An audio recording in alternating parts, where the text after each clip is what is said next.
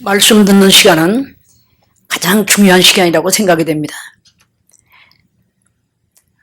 하나님의 말씀을 들으려면은 육의 귀만 가지고 안 됩니다. 믿음의 귀, 영의 귀가 열려야 될 줄로 믿습니다. 영의 귀를 활짝 열어달라고 기도하시고, 또 제가 제 말하지 않도록, 인간의 생각이 절대 끼어들지 않도록 성령님 말씀만 대언하는 제가 되게 기도해 주시기 바랍니다. 할렐루야. 감사하신 아버지 하나님, 귀한 말씀 듣는 시간입니다. 아버지 하나님, 하늘에서 내려오는 주님의 말씀을 직접 듣기를 원합니다. 그러나 주님께서 이 부족한 정을 통하여서 말씀하고자 하오니 이 정을 완전히 십자가 뒤로 감춰주시고 예수님 말씀만 온전히 대언하게 도와주시고 인간의 생각이 허리라도 끼어들지 않도록 성령께서 차단해 주시고 성령님 말씀만 대언하게 도와주시옵소서. 말씀을 들으시는 성도님들 들을 길을 활짝 열어주시고 또 그 들은 말씀을 마음뼈에 새길 수 있도록 의지력을 허락해 주시고 또 그 의지와 함께 실천에 옮겨서 정말로 우리 하나님 나라에 크게 상급이 올라가고 이 땅에서 존귀하게 살아갈 수 있는 귀한 성도로 바꿔지는 이 시간 되게 도와주시옵소서. 예수님의 이름 받들어 기도합나이다. 아멘. 네, 오늘의 말씀은 우리 주보에 있는 그대로 복을 전하는 통로가 됩시다. 다 같이 한번 해봅시다. 복을 전하는 통로가 됩시다. 할렐루야. 복의 근원은 어디입니까? 복은 어디로부터 옵니까, 여러분? 땅에서 옵니까? 하늘에서 옵니까? 지금요, 하늘에서 온다고 대답하려다가 조금 주춤해갖고 혹시 이게 틀리지 않겠나? 하늘에서 옵니다. 복의 근원은 하늘 보좌에서부터 내려오는 겁니다. 이것만 알아도 신자가 된 거예요. 내 머리가 좋아서, 내 손이 재주가 많아서, 내가 워낙에 부지런하기 때문에, 내가 활동을 잘하기 때문에 이렇게 해서 내 노력으로 된다라고 생각하는 사람은 아직 신자가 되기 멀었습니다. 물론 여러분 가만히 놀고서 하늘만 쳐다보라는 뜻은 절대 아니에요. 아무리 노력을 해도 하나님께서 허락하지 아니하면 아무것도 안 됩니다. 그런데 복을 전하는 통로가 되면은 그 사람이 앉고 서는 자리마다 복이 임합니다. 할렐루야. 그 사람 때문에 가정의 복을 받고 그 사람 때문에 교회와 그 사람 때문에 그 사회, 그 사람 때문에 그 회사와 모든 것이 복이 임합니다. 그런데 반대로 복을 차단하는 사람이 있어요. 그 사람이 앉고 서는 자리마다 저주가 임합니다. 오늘 우리가 이 땅에 태어나서 몇십 년 사는 동안에 복을 전하는 통로가 되면 좋지만 복을 막아버리는 사람이 됐다 하면 그에서도 비참한 사람은 없을 것입니다. 그러면 어떻게 하면은 과연 여러분과 내가 복을 전하는 통로가 될까? 복을 하늘에서 받아가지고 나만 사는 것이 아니라 나와 내 가정, 내 모든 환경 속에 있는 모든 사람들에게 그 복을 나눠줄 수 있을까? 한번 생각해 보려고 하는 것입니다. 오늘도 2007년도가 10월로 접어들었습니다. 얼마 안 가서 또 이제 성탄이 다가올 거고 송구영신 예배 드리고 나면 또 새해가 다가올 겁니다. 지난주에 저녁 예배 미국 교회 갔다가 그 아주 척 피어스라고 하는 유명한 예언자의 설교를 들었습니다. 그분은 2001년도 그 환란 날 거 예언했고 또 미국이 7년간 계속 전쟁을 할 거라고 하는 예언을 했대요. 그러면서 금년 말로서 이제 다 이 미국의 환란이 끝난다고 그래요. 그날에 보니까 저녁 예배이기 때문에 1000명 가까이는 아니지만 가까이 많이 왔어요. 근데 여러분 몇 년 사이에 아주 고통스럽게 살고 있다고 생각되는 사람 손 들라고 그랬더니 한 명도 안 빼놓고 다 들더라고요. 얼마나 미국이 전쟁과 전쟁 속에서 고통을 당했는지 미국인들 대다수가 다 고통 속에 살고 있더라고요. 그런데도 1시간 넘게 부르는 찬양 부를 때 보니까 다 행복하게 보여요.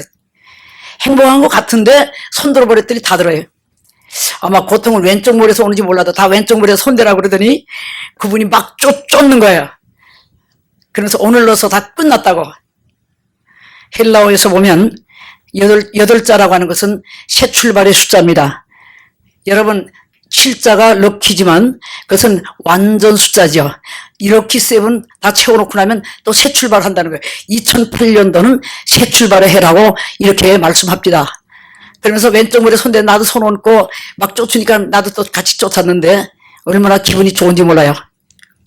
오늘 여러분과 저도 이제는 새해를 맞이하기 위해서 마음으로 활짝 열고 이제 내가 과연 축복을 받아서 이제 새해부터는 나도 복을 받고 그 복을 나눠주는 사람 되겠다.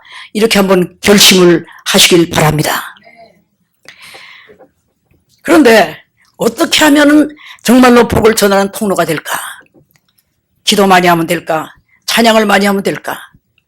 여러 가지로 기도 많이 하죠. 어떤 사람은 무슨 문제 하나를 가지고 하여튼 간에 금식, 철야, 불사하고 막 기도합니다.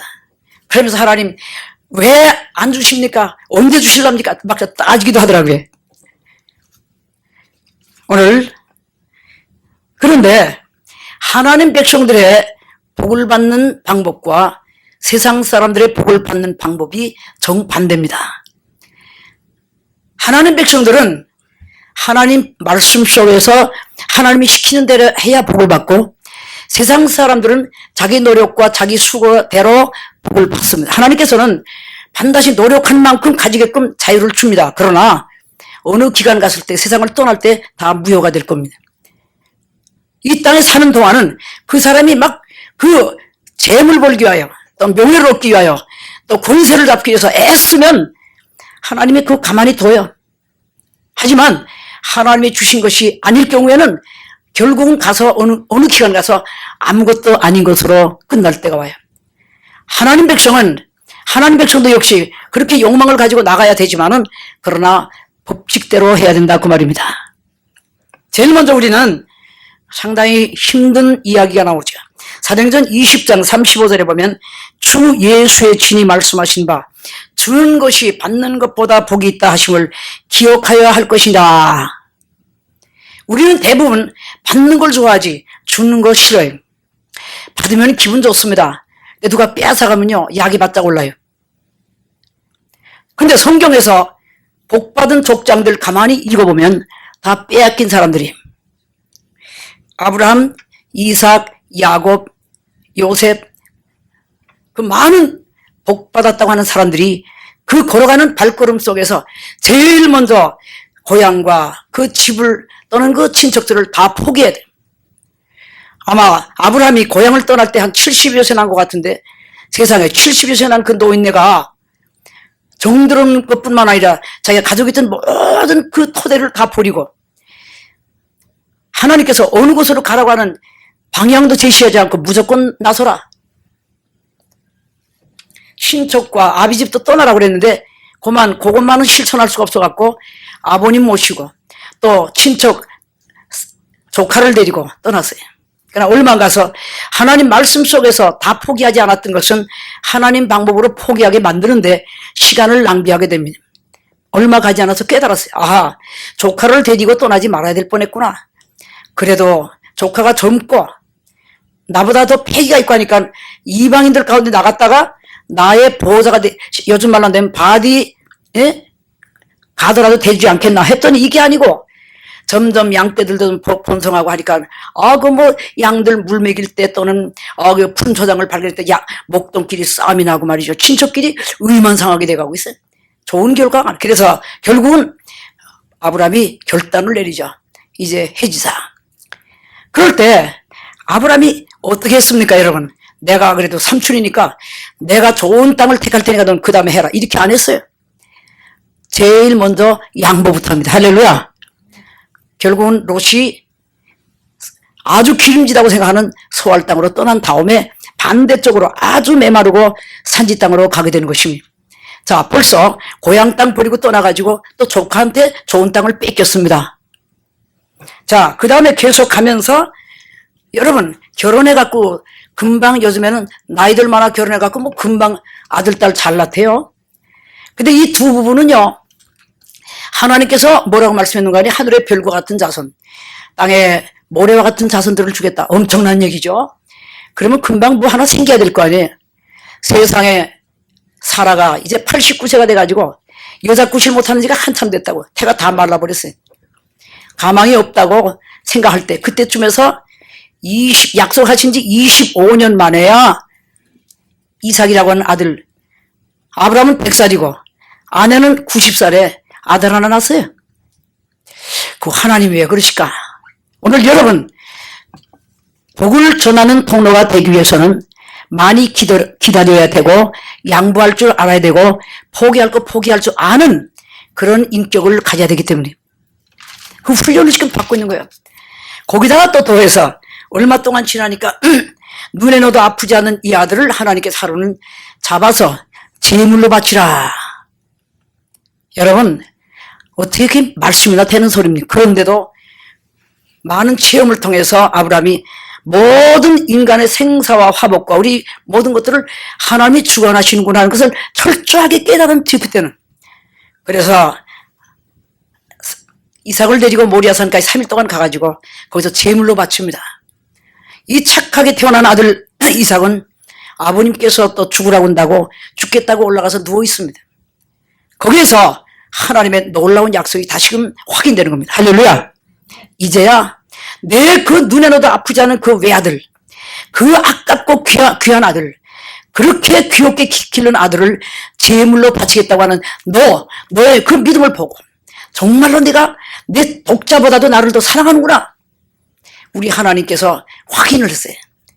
그 아이에게 손대지 말아라. 시칼을 들고 아이 목을 내리치려고 하는 그 아브라함의 손을 천사가 꽉 붙잡아주면서 뒤를 돌아보라. 뒤를 돌아보니까 수양 한 마리가 거기 있어요. 그래서 그 자리를 여호와 이레라고 이름을 지었어요. 하나님이 예비하신다. 그러면서 아브라함과 이삭이 동시에 하나님 앞에 합격되는 놀라운 제단을 쌓는 것을 볼 수 있습니다. 여러분, 이렇게 복을 전하는 통로가 되는 그 길은 참 힘듭니다. 힘들지 않지만 왜 힘들까요? 우리 속에 욕심이 있기 때문에, 우리 속에 자아가 너무나 강하기 때문에, 내 계산이 강하기 때문에. 그러나 오늘 여러분, 하나님이 아브라함을 시험하고 연단하신 목적은 아브라함을 괴롭히려고 하는 게 아니고 복받은 통로가 되는 그 길은 주는 자가 돼야 되고 자기 자신을 부인해야 되고 하나님을 위해서 살아야 되고, 할렐루야. 이런 모든 것들이 구비돼야만 줄 수 있기 때문에 여러 가지로 하나님께서 연단하셨습니다. 오늘 우리는 그 아들이었던 이삭의 삶을 또 볼 수가 있습니다.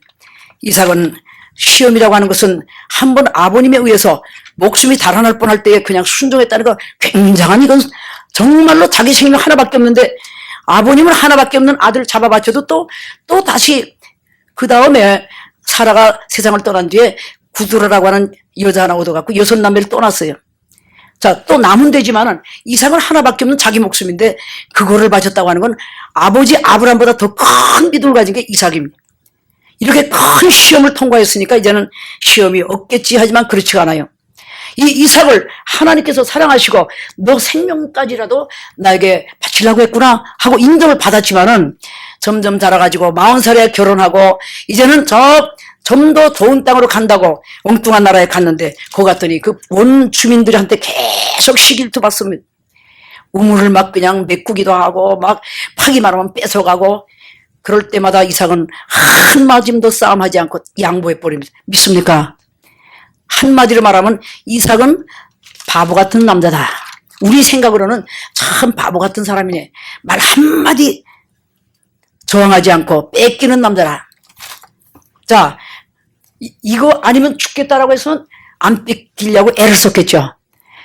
그러나 이삭은 누구를 믿습니까? 위에 계신 하나님께서 주신다는 걸 믿기 때문에 저 블레셋 사람들은, 저 이방 사람들은 하나님을 믿지 않고 자기의 그 수고와 노력 속에 살기 때문에 이거 뺏어야 산다고 악을 쓰고 덤빌 때에 이삭은 다른 생각이 하나 있어요. 무슨 생각? 하나님께로부터 온다. 할렐루야. 하나님께로부터 오는 게 엄청납니다. 뺏겼어요. 몇 번 뺏기고 나니까 자, 뺏길 때마다 한 번 싸우지 않고 가져가라고. 단지 아버님의 그 우물을 메꿨을 때는 도로 이삭이 그걸 팠다고 그랬어요. 그러나 사람은 양심이 있는지라 아무리 하나님을 모르는 이방인들도 양심은 좀 살아가지고 몇 번 뺐다가 미안하니까 나중에 안 뺏었어요. 안 뺏은 거 하나 남은 거 들고 농사를 짓기 시작을 했는데 복이 어디로 옵니까? 뺏어간 이방인들에게 옵니까? 빼앗긴 이삭에게 옵니까? 이삭에게 쏟아집니다. 믿어주십니까? 1년 농사 질 때마다 100배나 결실을 얻고 얼마가 지지 않아 마침내 거부가 되었더라. 이 거부는 그냥 밀레오네가 아니야. 빌릴레오 정도예요. 엄청난 복을 받았어요. 뺏겨도 복 받는 우리 하나님 백성 된 것을 감사합시다. 그러므로 여러분, 오늘 이 시간에 제가 여러분에게 부탁하고 싶은 것은 복을 전하는 통로가 되려고 한다면 마음을 넓혀야 될 줄로 믿습니다. 우리는 제일 좋아하는 말씀들이 뭡니까? 구하라. 그러면 주실 것이다. 야, 참 수지 받았구나. 예수 믿으니까 구할 것이 생겼구나. 예수님께서 내 이름으로 무엇이니 구해라. 자, 이런 노다지가 세상에 어디 있어요? 그런데 끝에 보니까 조건이 하나 붙어 있어요. 여러분 다 외우죠? 구하라. 한번, 그거 다 외우고 있을 테니까 한번 해봅시다. 구하라. 주실 것이요. 찾아라. 찾을 것이요. 또 문을 두들려라. 그러면 열릴 것이니. 또 그 다음 뭐예요? 구하는 자가 얻을 것이요. 찾는 자가 찾을 것이요. 두드리는 자가 열릴 것인데, 어떤 아버지가 자식이 떡을 달라 하는데 돌을 줄 자가 어디 있으면, 생선 달라 하는데 전가를 줄 자가 있겠느냐. 그 다음 말씀 또 뭐예요? 악한 자라도 하는 말은 하나님에 비하면 이 세상에서 성인군자 같은 사람도 다 악합니다. 악한 세상 사람도 자식에게 좋은 것을 줄 줄 알거든. 하물며 선하신 하늘 아버지께서 너에게 좋은 것을 주시지 않겠느냐? 구하는 바를 주시지 않겠느냐? 거기서만 끝나면 좋겠어요. 거기서 안 끝나요. 그러므로가 붙어요. 영어 성경에 보면 therefore, 그러므로. 왜 그러므로가 접속사가 하나 붙었어요? 그러므로 대접을 받고자 하는 대로 너도 남을 대접하라. 하나님으로부터 받고자 원한다면은 남이라는 그분이 누굽니까? 하나님으로부터 내가 대접을 받고자 하면 누구를 대접하라? 하시를 대접해야지. 어떤 대상, 저 사람에게 내가 한번 대접을 받고자 한다면 내가 먼저 그 사람을 대접하라는 거예요. 근데 이 구절에서 보니까 하나님으로부터 받는 것을 이야기하다가 끝에 가서 그러므로가 나오기 때문에 남이라고 하는 그 대명사의 주체는 하나님이다. 하나님으로부터 구해서 받길 원한다면 하나님을 먼저 어떻게 하라고요? 대접을 하라. 그런데 대접은 절대 하기 싫고 받기만을 원해갖고 1년 내내 금식철야 100번 1000번 해도 감감무소식이야. 왜? 받을 그릇이 있을까요? 없을까요? 우리 하나님 참 이상하다. 아니 하나님은 부자고 나는 원래 없어서 그런데 뭘 그렇게 꼭 내놓길 바래. 왜 그럴까요? 하나님은 오그라진 손 가지고는 오그라진 손에서는 아무것도 주실 수가 없기 때문에 뭐라도 아무리 그러니까 냉수 한 그릇이라도 어떤 사람을 위한 중보 기도라도 작은 정성이라도 하여튼 내가 손을 펼 때 하나님을 향해서 편다는 그 말은 이웃에게 펴는 겁니다. 믿습니까? 손을 펴야지. 남에게 뭘 주려고 하면 여러분의 손이 펴지지 않습니까? 펴질 때에 거기다 담아주는 거야. 받기만을 원하는 사람은 1년 내내 손을 이렇게 하고 있어. 한번 손 좀 올려봐요. 한번. 자, 하나님으로부터 받기 원하십니까? 시원치가 않아. 아멘. 아멘. 그럼 손을 어떻게 해야 돼요? 펴는데 뭐 공기를 뒤지나? 뭔가를 뒤져야 될 거 아니에요. 내리세요. 에이 참 임 목사 참 답답하네. 요즘 생활은요 나는 지금 낯쓰기도 모자란다니까요. 근데 뭘 뒤지라는 거야? 이 사람을 데리고 어디를 가야 될까? 사렙다 과부의 가정으로 가야지. 열왕기상 17장에 16장 거기 보면 3년 반에 무서운 가뭄이 있었어요. 엘리야도 이젠 굶어 죽을 판이 됐어. 그러나 하나님의 종은 하나님께서 지시가 옵니다. 야 너를 대접할 여자가 하나 있는데 저기 사렙다라고 하는 거기 가보라. 거기에 과부가 하나 있을 건데. 근데 그 과부가 지금 뭐 하고 있는데 내가 가까이 가보니까 진짜 어떤 여자가 나무를 줍고 있어요. 그래서 뭐 하고 있냐고 그렇게 물으니까 지금 나무를 주워갖고 불을 떼가지고 이제 가루 한 움큼 있는 걸 가지고 전병을 만들어갖고 아들하고 둘이 먹고 이제는 그 이상은 없기 때문에 죽을 각오하고 마지막 떡을 굽는 거라고. 참 염치 없는 엘리야자. 염려하지 말아라. 그 한 덩어리 떡, 너와 내 아들이 먹겠다고 하는 그 떡을 너희가 먹지 말고 먼저 나한테 가져라. 이 목사가 그따구 소리 했다면 딱이 맞기 꼭 좋을 거야. 근데 이 사렸다고 하면은 딱이를 안 때려. 물론 엘리야가 하나님의 말씀을 예언했죠. 하나님이 말씀하시기를 너희 가루통에 가루가 3년 반 동안 마르지 않을 것이고 기름 그릇에 기름이 마르지 않을 것이다라고 했으니 믿고 가져와라. 가만히 있어. 저 목사가 저거 예언하는 저거 사기치네. 이렇게 생각하는 여자가 아니고 아주 마음이 고운 여자가 됐어. 그래서 복받을 통로가 됐어요. 얼마나 배고팠겠습니까? 아들은 먹고 싶어서 쳐다보고 있는 그 아들을 놓고 자기도 배고프고 허기가 지는데 그 떡을 만들어 갖고 잡수세요. 아, 그랬더니 엘리야도 얼마나 또 배가 고팠는지 그냥 기눈 감춰도 다 잡섰어. 그래 놓고 다시 가서 가루통에 들여다봐라. 분명히 아까 다 털어서 냈는데 아, 거기 가루가 있어요. 기름병을 열어봐라. 또 기름이 있어요. 이 기적이 계속됐다. 할렐루야. 오늘 여러분 마음 먹기에 달린 거지 하나님의 명령을 따른다고 하는 것은 내가 있기 때문에 하는 게 아니라 없기 때문에 못하는 것도 아니고. 할렐루야. 여러분 5병 이하의 기적과 7병 이하의 기적 있죠. 거기에 보면은 자기 먹으려고 하는 도시락을 안 먹고 그대로 바친 사람들이 있어요. 어린 소년이 있어요. 그런 가난한 군중이 세상에 어디 있어요. 자기가 지금 먹으면 자기는 좀 허기를 이길 텐데 주님이 내놓으란다고 그거를 다 내놓고 자기는 까딱하단 굶을 각오를 한 거죠. 그럴 때 주님께서 그 도시락 하나 붙잡고 축사를 하시고 띄어냈는데 주님의 손에 얹혀지기만 하면 놀라운 기적이 일어나는 것입니다. 이 어린 소년이 복의 통로가 됐어요. 수많은 군중, 장정만 5,000명 같으면은 여자와 아이까지 합치면 아마 2만 명, 3만 명 됐을지 몰라요. 그 많은 군중이 다 약간 입만 다신 게 아니고 성경 읽어보니까 배불리 먹고 또 남은 것이 몇 광주리? 12광주리. 그 12광주리를 누굴 줬을까? 우리 주님은요, 그렇게 기적을 베푸신 다음에도요, 얼마나 깔끔하신 분인지 버릴 것이 없도록 다 주서라. 이제 주셨는데 누굴 줬다는 그 구절이 성경에 없어요. 그래서 우리가 가만히 생각해보니 그 바친 소년에게 줬을지도 모르겠다.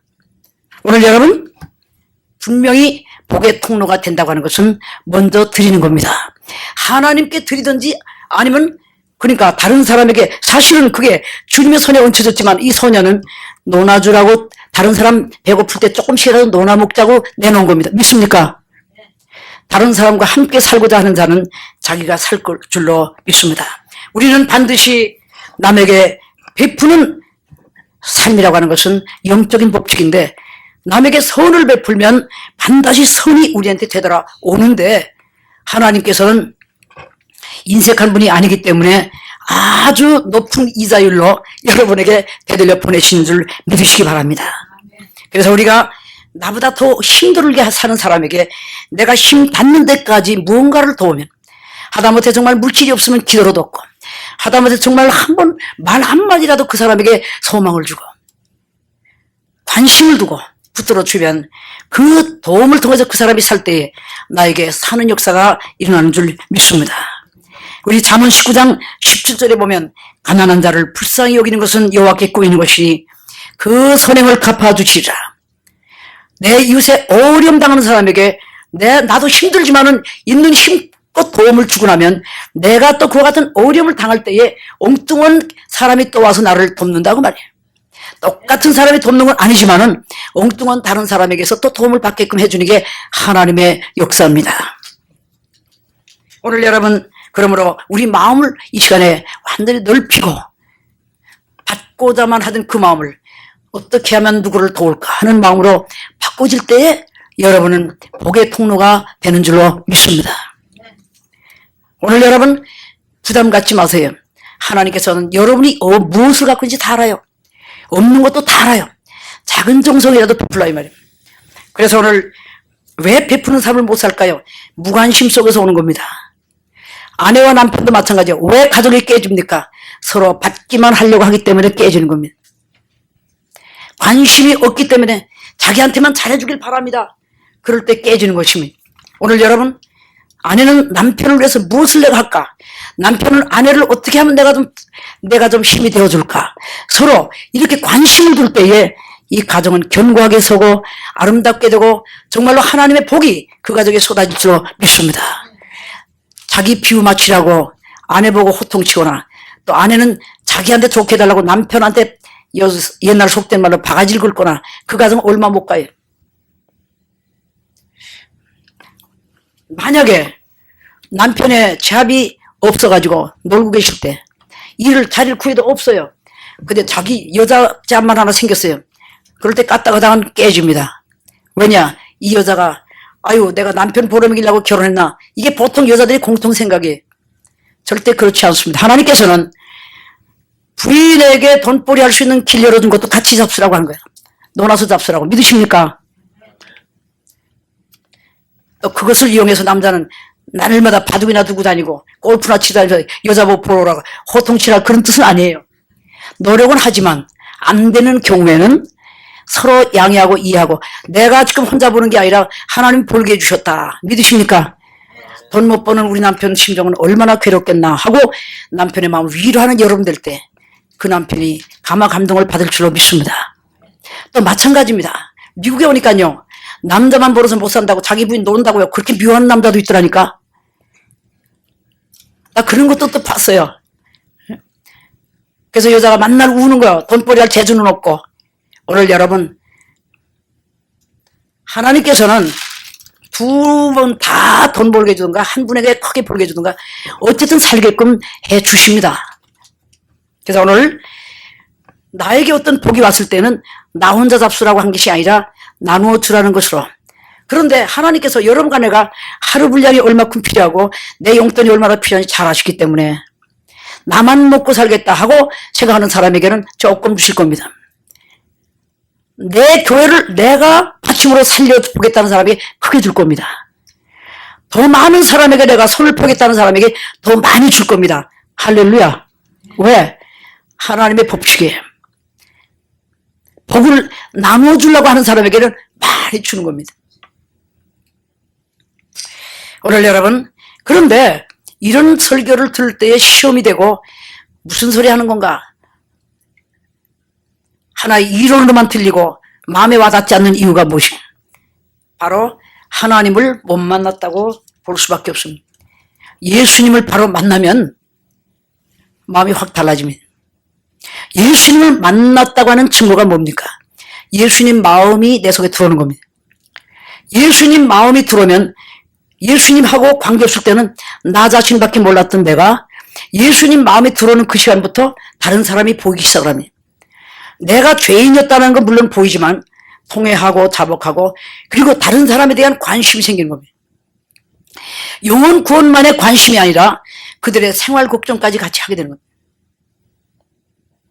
오늘 여러분 삭개오라고 하는 수전노가 있습니다. 누가복음 19장에 보면은 세리장이라고 그랬어요. 로마의 특별한 그 관리입니다. 마음대로 착취해도 된다고 해가지고 막 세금을 매길 때에 몇 배를 매길 수도 있습니다. 그래서 그 나머지는 자기가 착복을 해가지고 이 세리장은요 죄인의 괴수입니다. 그래서 로마에다가 적당히 바치고 바칠 만큼 바치고 나머지 다 자기가 착복을 해가지고 큰 호화주택에다가 종들도 많고 아주 부자로 살았습니다. 여기 성경에 분명히 누가복음 19장에 부자라고 그랬어요. 성경에서 말하는 부자라면 진짜 부자입니다. 그런데 삭개오는 어딘가 심령 속에 공허함을 느끼기 시작을 해요. 이게 인생의 전부인가? 왜 내가 이렇게 기쁨이 없나? 돈 많고 또 뭐 모르겠어요. 뭐 아내가 뭐 또 하나인지 둘인지 그건 모르겠는데 하여튼 간에 종들도 많고 후합판으로 살고 파티 열고 날마다 하고 싶은 거 다 하는 것 같은데 마음이 괴로움이 떠나지가 않아요. 그러다가 예수 그리스도에 관한 소문 듣고 나서 그분을 내가 만나면 이 마음의 그 괴로움이 해결될 거다.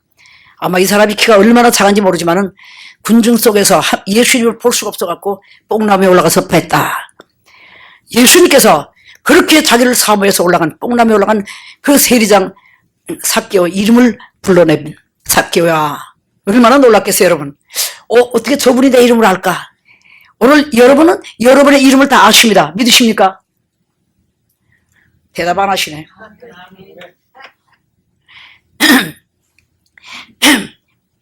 요즘에 우리 손자 때문에 제가 굉장히 많이 웃고 참 은혜를 많이 받아요. 걔한테 갔다가 내가 은혜를 많이 받아요.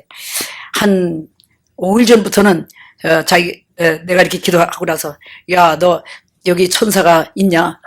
있다고 그래요. 있다고 이렇게 해요. 근데 저 한 3일 전부터는 지금 말을 해요. 그러면서 예수 그래요. 몇 명이냐 했더니 두 명 있대. 그건 이제 벌써 한 보름 전부터 하는 얘기고.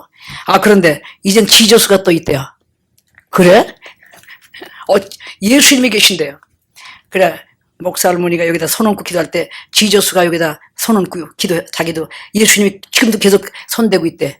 그러면 그 지저스가 키는 얼마며 모습은 어떠냐고 한참 내가 묻는데 말을 해도 내가 다 못 알아들으니까 이제 글자판 갖다 놓고 지가 하는 거예요. 자그마치 지저스의 키는 내 키의 100배래 100배. 그래? 물론 더 크시겠지. 근데 거기에 오신 예수님은 그렇다. 그러면 그 손은 얼마나 크니? 그러니까 날 기준으로 해서 하는 얘기죠. 20배래 20배. 머리는 브라운이고 눈은 광채가 나면서 좀 푸르고 그다음에 얼굴 하얗고 여기 하얀 가운을 끌리게 입었고 발은 신발 신은 것 같지 않은데 옐로우인가 뭐 그러고 그다음에는 여기다가는 레드 컬러의 허리띠를 띄었대요. 그럼 그 지저스가 너한테 뭐라고 했니? 그러니까 I love you라고 그랬대요. 그러면서 판에다가 이렇게 그건 또 넌 뭐라고 앤서 했냐니까 자기는 또 I love you too 그랬대요. 너 지금 고쳐달라고 그랬는데 고쳐달라고 너 기도했냐니까 했대 지가. 그거 나도 했고 너도 했구나. 그 뭐라고 앤서 했냐 그랬더니 예수라고 그랬대. 야 그러면 됐다 이제는. 예수님께서 미소를 지면서 예수라고 했대. 너를 무척 사랑하시는구나. 근데 그랜마는 얼마큼 사랑하느냐 내가 물었지. 그랬더니 뭐라고 해. 그래서 글자판 갖다 줬더니 Great Love이래. 그래서 내가 신바람이 났어요. 할렐루야. 무지무지 사랑한대 나를. 나보다 100배나 크신 그분이 나를 그렇게 사랑한다니까 뭐 이제 걱정할 거 하나도 없네요. 그러면 여기 계신 여러분도 똑같아요. 할렐루야. 여기 그분이 계신다고요. 오늘 그렇게 엄청난 그분이 여러분의 뒤에서 여러분에게 보이지 않게 여러분을 보호하시고 도와주시는 그 분인 것을 믿으시기 바랍니다. 저는 요즘에 우리 원장님이 나한테 빌려준 박보록 목사님의 테이프를 갖다가 아마 모르겠어요. 한 10번 들었는지 모르겠어요. 롱비치 갔다 오면서 계속 듣다 보니까 성 프랜시스 같은 분 지금도 계시구나 생각을 했어요. 예, 이분이 피부과 전문 의사인데 어머니도 목사고 아버님도 목사고 할아버지도 목사고 삼촌도 목사고 감리교 몽땅 다 목사님인데 이 사람은 어릴 때 중학생 때부터 술 담배 잡숫고 또 조금 커가지고는 이제 고등학교 다니면서 또 공부해가지고 이제 그 의사가 됐어요. 39살까지 예수 안 믿었어요. 그리고 맨날 골프 치러 다니고 돈을 얼마나 많이 모았는지 뭐 땅도 많이 사고 집도 사고 또 이 미국까지 땅을 다 사놨대요. 그리고선 자기 아버지는 왜 바보같이 그 목사 노릇 하면서 저렇게 가난하게 사나. 거기다가 어릴 때부터 이제 가서 교회 가서 앉았다가 보니까 장로님 권사님들이 자기 아버지한테 막 덤벼들고 또 어떤 장로는 눈을 부릅뜨고 막 자기 아버지를 딱일다 때리고 하는 걸 보면서 아니 하나님이 계시다면 저런 일이 있을 수가 없는데 우리 아버지는 바보같이 왜 저거 하나 해가지고 불신자가 돼버린 거예요.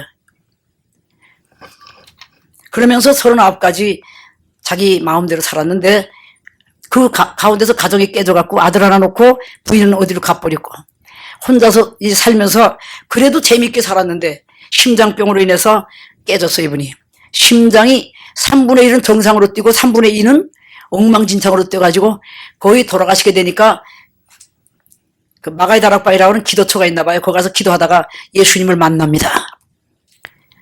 예수님 만나고 완전히 사람이 성자로 바뀌어졌어요. 그러면서 자기 그 만나는 순간에 속에서 오물단지가 다 쏟아진 거예요. 깡통에다가 담아가지고 땅에다 묻으면서 내 모든 것을 다 포기하겠습니다. 얼마 있다가 이분은 땅 팔고 집 팔고 미국에 있는 땅 다 팔아갖고 기도원과 교회와 가난한 사람에게 다 돌려줘 버리고 20만 원 남겨가지고 어떤 구석진 방에서 2년간을 기도하면서 지내고 신학 공부하고 그러면서 거리거리에 널려있는 그 거지 아이들과 깽단 또 그리고 그 불쌍한 여자애 남자아이들 다 모아다가요. 심지어는 강도까지 칼 들고 덤벼드는 강도들까지 전도해갖고 그 아이들을 수십 명을 데리고 사는 거예요. 완전히 거지같이 사는 거예요. 같이 굶고 같이 먹고 그러면서 사는. 그런데 거기에서 이제 하나님께서 역사하는데 몇 년을 그런 생활을 하는 가운데서 하루는 주님의 음성이 들리기 시작하는 거예요. 내가 내 행위를 다 보고 있다 그러시더래. 그때부터 큰 돈이 막 들어오기 시작하지. 그러나 오늘 여러분 큰 돈이 들어와도 이분 그것을 필요한 사람에 또 돌려주고 지금도 계속 그러고 18년 되셨는데 가만히 내가 그 테이프를 들으면서 참 나는 너무나 목회를 30몇 년 동안 했지만은 호사스럽게 목회했구나. 그분은 몇 년 동안에 한 명도 없는 사람이 한 명도 없는 그런 교회를 앉아갖고 자기 혼자 사도신경 외우고 자기 혼자 주기도문 하고 끝났대요. 그래도 지구력 있게 예배의 시간을 지켰다는 거야. 그러고는 그 못된 아이들을 데리고 하느라고 얼마나 맞았는지 지금도 여기 허리를 쓰지를 못하고 또 깽단에서 하나 빼앗다 해서 깽 두목까지 달려들어서 막 자기를 때리고 또 도둑질만 하는 아이들을 모아다 놓고 계속 그냥 하다 도둑질했다는 거 알면은 그 아이를 데리고 가서 그 집 도둑질한 집에 가가지고 막 큰절을 하고 용서해달라고 그러면 또 그 집에서 또 막 두드러 패가지고 맞고 그래서 자꾸 감옥에 들락거리면서 걔도 외로우니까 이 목사님이 사랑해주니까 한 대들 모아갖고 그냥 그 예배 초소라고 하는 거기서 여기서 목사님 주무시면 여기서 다들 애들이 자는데 며칠이 못 가가지고 또 감옥에 들어가고 그렇게 오랫동안 애들이 속을 새기니까는 그 다음에는 이제 골프채 같은 걸 가지고선 너희들이 계속 그렇게 하니까 다 이게 내 죄라고 하면서 날 때려라 10대씩을 때리라고 그러니까 그 많은 아이들이 10대씩을 때리면서 울더래요 막 그냥. 애들이 목사님을 때리면서 막 안 때리려면 오늘 나가라니까 안 나가는 자 하나도 없고 다 때린 거예요. 그래서 목사님이 나중엔 이게 막 떼굴떼굴 굴면서 그냥 얼마나 아프면은 지금도 너무 허리를 많이 다쳐갖고 그러는데 그때부터 애들이 변화하고 그래요. 새벽에 3시 반이면 일으켜가지고 새벽 기도를 보는데 그렇게 깨우려고 해도 안 일어나고 뺀질거리는 아이들 또 절대 도둑질하면 안 된다 해도 또 하고 하던 아이들이 도둑질 딱 끝이더래. 목사님이 그냥 곤죽으로 맞아놓으니까 저희들이 때렸으니까 아침마다 그렇게 울더래. 애들이 다 변화됐어. 할렐루야. 지금 걔들이 전부는 아니지만 많은 아이들이 지금 신학 공부해서 목사 되려고 하고 있고 막노동 가서 저희들이 하면은 그 5만 원인가 얼마 받아갖고 와서는 저희들이 먹는 것이 아니라 노숙자를 저희 가서 또 돕는데요. 저희들이. 오늘 여러분 저희가 그런 간증을 들으면서 오늘 정말로 예수님을 만나면 변화가 옵니다. 자기 취미밖에 모르는 사람 골프를 갖다 1등으로 잘 치는 사람인데 골프 떼가지고 골프 친 것이 아니라 그걸로 자기가 그렇게 수없이 맞았어요. 오늘 여러분 정말로 예수님을 만나시기 바랍니다. 예수님 마음 가지고 이 땅을 살아갈 때 우리 주님께서 여러분과 함께 큰 역사를 이루실 줄로 믿습니다. 오늘 주님께서는 오늘도 말씀하십니다. 요한복음 13장 34절을 내가 참 사랑하는 말씀인데 12제자의 발을 다 씻겨주셨습니다. 그 12제자 가운데는 당신을 30냥에 팔아먹은 가룟 여자도 껴있습니다. 그러고 난 다음에 새 계명을 너에게 주노니 서로 사랑하라. 내가 너희를 사랑한 것처럼 너희도 서로 사랑하라. 너희들이 서로 사랑하면 모든 사람들이 너희들이 나의 제자인 줄 알리라. 너희들이 사랑하지 않고 서로 각죽거리고 시기질투하면 모든 사람들이 너희들은 나의 제자인 줄 알지 못할 것이다. 반대말로 그렇게 되죠. 그 다음에 최후의 만찬석을 베풀어 놓으신 다음에 요한복음 14장 21절에 보니까 나의 계명, 곧 그 새 계명, 사랑의 계명을 지키는 자라야 나를 사랑하는 자니, 나를 사랑하는 자는 내 아버지께 사랑을 받을 것이고 나도 그를 사랑하여 그에게 나를 나타내리라. 예수님만 나타나시면 기적이 일어나기 시작합니다. 지금 박보영 목사님의 교회에 사람들이 막 밀려들은데요. 그렇게 몇 년 동안 한 명도 안 오던 교회, 의자도 없이 막 무릎 꿇고 앉으라해도 그냥 막 몰려들어온대요. 오기만 하면 다 성령을 받아갖고 굉장한 모양이에요. 오늘 여러분, 예수님이 여러분과 함께하는 그 길, 예수님이 여러분과 함께 하시면 여러분 그 돈에 입력돼가지고 그것 때문에 돈 벌기 위해서 밤낮으로 뛰고, 물론 돈 벌지 말라는 거 아니지만은 세상 명예, 세상 권세 때문에 정신 팔고 하늘나라는 아무 관심도 두지 않고 살다가 나중에는 부를 이름도 없이 지옥 가는 그런 비참한 삶을 살지 않을 줄로 압니다.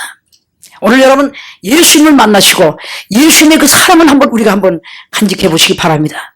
예수님의 사랑은 무슨 사랑입니까? 주는 사랑이자. 오늘 제가 마지막으로 성삼일체께서 우리와 함께 하신다 하면은 성삼일체가 철저하게 자기를 비우고 상대방만을 그 위 삼위께서 서로 자기들을 비웠습니다. 가만히 보세요. 하나님 아버지께서는 모든 하늘과 땅의 권세를 아들 예수님에게 주셨다라고 마태복음 28장에 말씀하고 있습니다. 하늘과 땅의 모든 권세를 내게 주셨으니, 예수님께 그 하늘과 땅의 모든 권세를 주셨어, 아버님께서. 그런데 예수님께서는 기도하실 적마다 내 뜻대로 마옵시고 아버지 뜻대로 되길 원합니다. 빌립보서 2장에 보니까 너희 안에 이 마음을 품어라.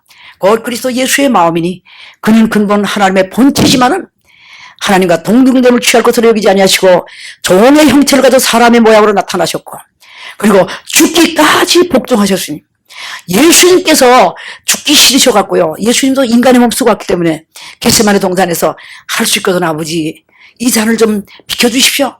근데 아버지께서 아니다. 너는 그 잔을 마셔야 된다. 너는 십자가를 져야 된다. 아마 그러셨나요? 예수님이 땀방울이 핏방울같이 되면서 아버지 뜻대로 되길 원합니다. 죽기까지 복종하셨어요. 그런가 하면은 성령님은 또 어떠냐? 요한복음 16장에 보면 예수님께서 그러나 진리의 성령이